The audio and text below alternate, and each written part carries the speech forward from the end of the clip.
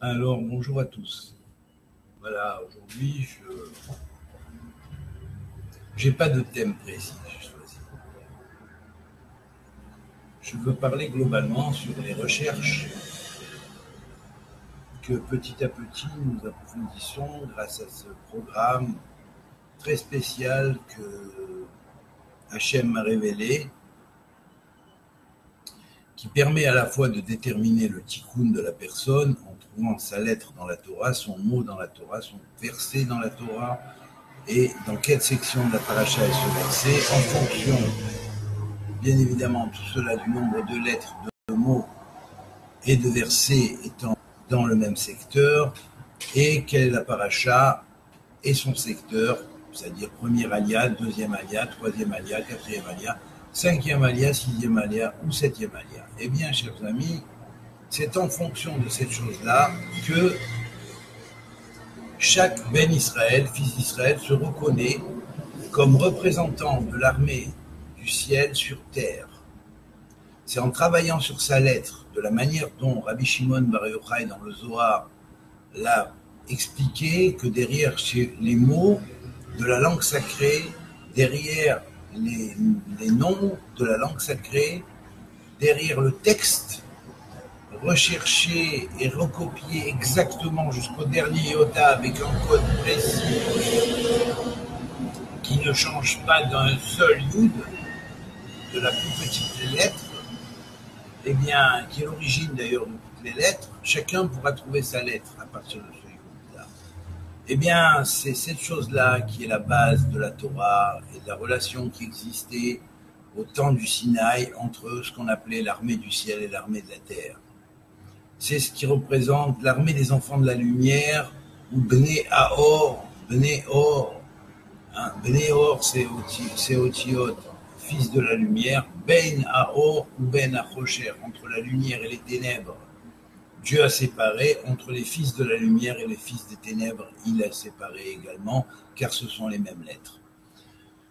Alors bien sûr, je veux vous dire que les découvertes que nous faisons sur un travail qui a été travaillé pendant près de 35 ans sur les louchot, en mettant en marche tout le processus qui m'avait été donné à la base par l'ange du Seigneur, qui est l'ange de l'Éternel, et qui est l'ange de la vérité, l'ange de la Néhémanout, c'est-à-dire de la droiture vis-à-vis de Dieu, qui avait été Chanor sur terre et qui s'appelle Métatron, le prince des facettes de la Torah.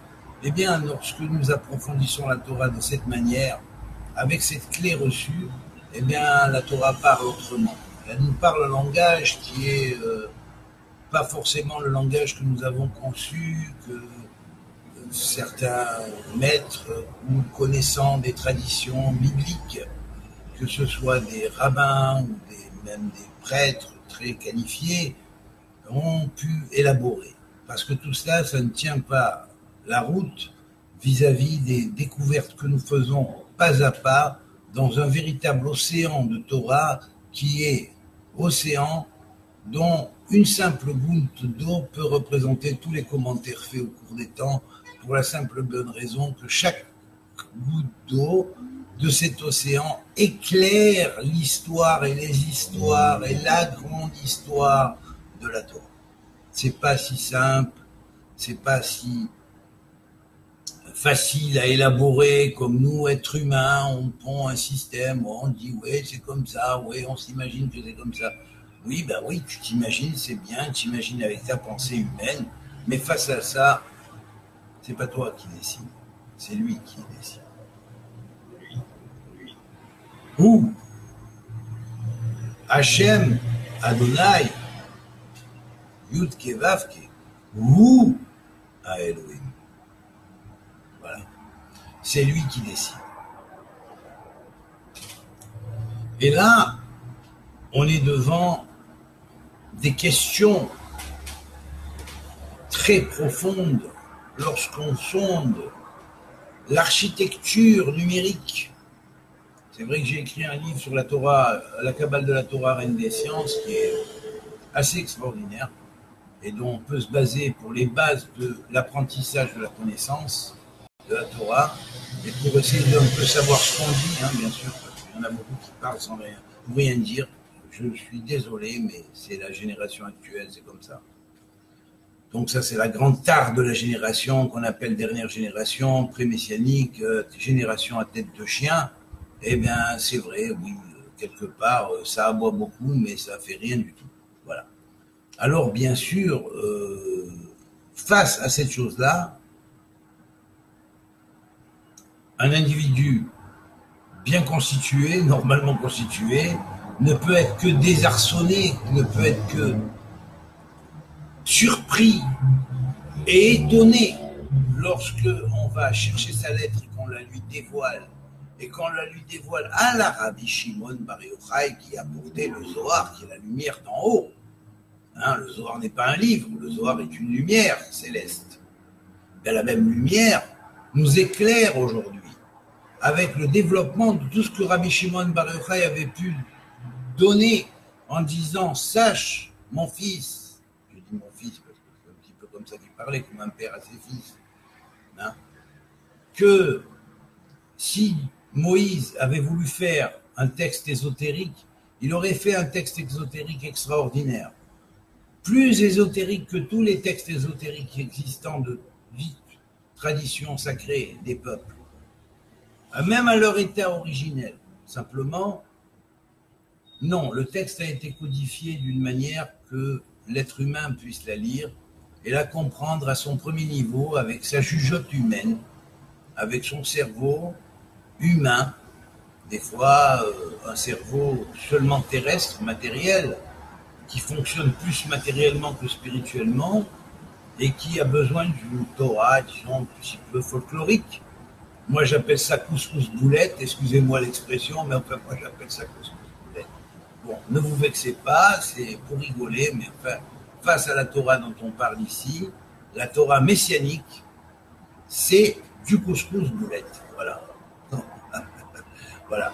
Alors donc, lorsqu'on compare la manière de voir selon un œil qui sonde dans ce domaine avec les clés en main, je parle des clés en main, je parle des louchot, ces fameuses tables énochiennes que Enoch avait transmises et qui connaissait tous les calendriers, qui mettait en juxtaposition quelque part tous les calendriers et les mettait en relation quelque part avec les psukim. Il avait transmis cette clé. Cette clé, elle a été transmise jusqu'à Noach. Noach l'a transmis à Shem, Cham et Yafet, surtout à Shem, par voie shémite de Shem. Shem est devenu Melchizedek. Melchizedek a enseigné aussi bien Abraham qu'Yitzhak que Yaakov. Et donc, cette connaissance-là est passée ensuite chez Lévi et les Kohanim, puisque Lévi a été pris par Jacob d'abord pour son enseignement, parce qu'il savait que Lévi, son fils Lévi, allait donner plus tard la présidence des Kohanim, et donc c'est eux qui allaient être les véritables enseignants d'Israël, les vrais enseignants d'Israël. Et selon le Malchut Bet David, ça s'est établi avec la hiérarchie qui sortait précisément de la lignée de Tzadok à Cohen, qui était lui-même de Elazar. Et donc de Pinchas, Ben Elazar. Donc cette lignée, c'est la lignée qui a officié au temple, effectivement, jusqu'au IIe siècle, à peu près presque IIIe siècle, entre IIe et IIIe siècle, et qui a déménagé à Qumran. Donc on ne peut pas nier les écrits de Qumran, on est obligé de les tenir les mettre en cause, et de rechercher au travers de ces écrits de Qumran comment le reste de la tradition peut tenir avec les écrits de Qumran. Et qu'est-ce que dans le reste de la tradition, nous devons considérer comme tradition effective et tradition plus ou moins remanipulée ou transformée parce que ça ne colle pas avec la base originelle de la tradition. Puisque ces textes de Qumran, c'est quand même les plus anciennes archives du temple qui ont été amenées à cet endroit, à Qumran, et diffuser cet enseignement dans toutes les communautés environnantes, qui étaient dans différents points de la terre d'Israël. Alors, bien évidemment, lorsqu'on tient compte de cette chose-là, alors bien évidemment, on sait que les Kohanim avaient aussi les louchot, ils avaient hérité des louchot. Il a fallu du temps pour les mettre en place, pour les constituer totalement. il a fallu une équipe de près de 30 Kohanim et Lévi'im qui travaillaient assidûment pendant 30 années, hein, au Sinaï même, hein, sous les directives d'Aaron, le prêtre, et qui retransmettait, recodifiait tout ce que Moshe avait pu recevoir directement de Hachem, de la Torah. Et donc là, c'est une tradition qui est différente parce que c'est une tradition prophétique dont Rabbi Abraham Boulafia avait donné les clés. Et Baruch Hashem, je compris son enseignement et j'ai travaillé son enseignement et jusqu'à fond et j'ai vraiment décodé son système entièrement comme il a plus ou moins fait entendre.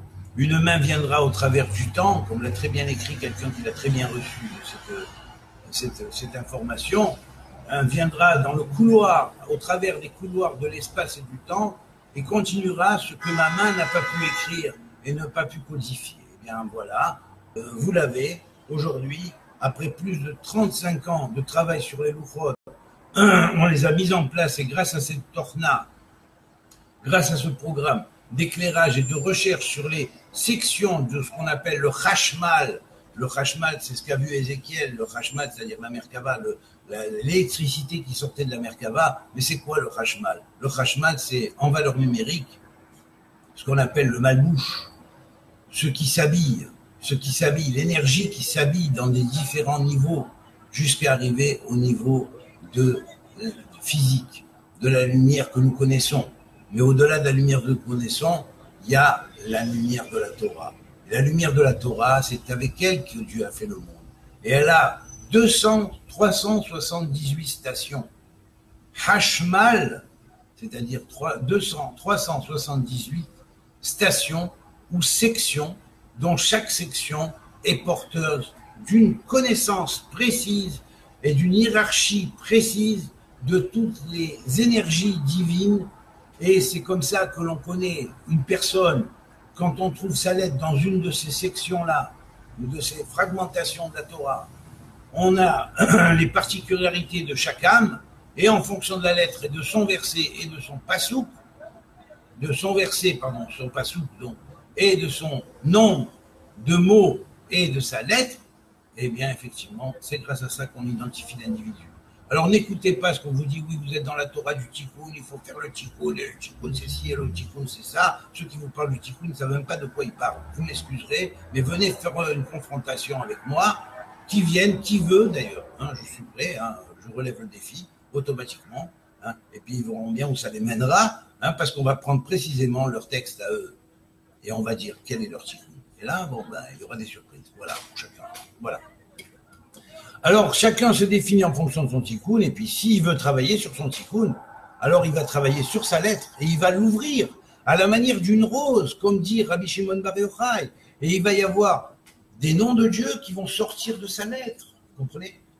Des noms de Dieu au premier niveau, des noms de Dieu du deuxième niveau de méditation sur la lettre, des noms de Dieu du troisième niveau de méditation sur la lettre, quatrième niveau de méditation sur la lettre, cinquième niveau de méditation sur la lettre. Et maintenant, quand on arrive au cinquième et au sixième niveau, il y a 10 grands noms de Dieu qui s'ouvrent. Vous comprenez?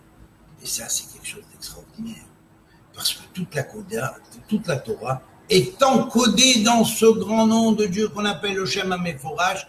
Et le Shem HaMeforash existe sous 10 aspects, de 10 sphirotes, comme l'a dit Rabbi Abraham Aboulafia, mon prédécesseur dans la Torah de la Kabbalah Névouïte, c'est-à-dire de la Kabbale prophétique, et dont j'ai continué l'œuvre et parfait l'œuvre.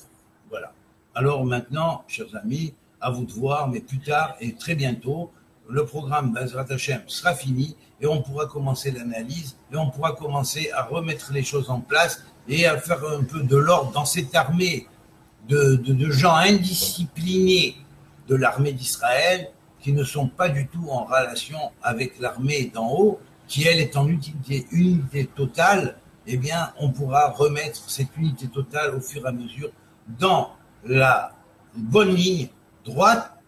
Et là, je conseillerais même en premier les enseignants et les rabbins de venir faire le robol. Hein, pour une fois, ça changera, c'est eux qui la feront le robol.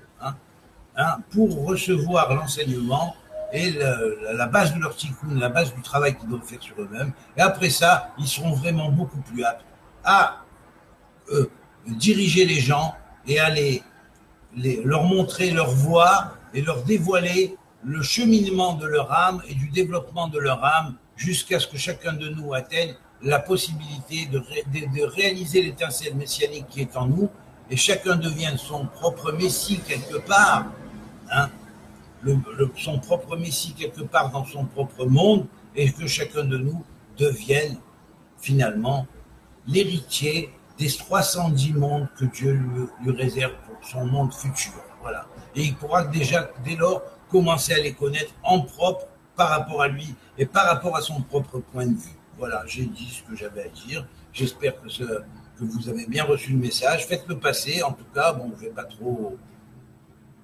m'étendre. Faites-le passer. Très bientôt, je donnerai quelques exemples au travers de 2-3 personnes qui accepteront de faire qu'on travaille sur leur tikkun.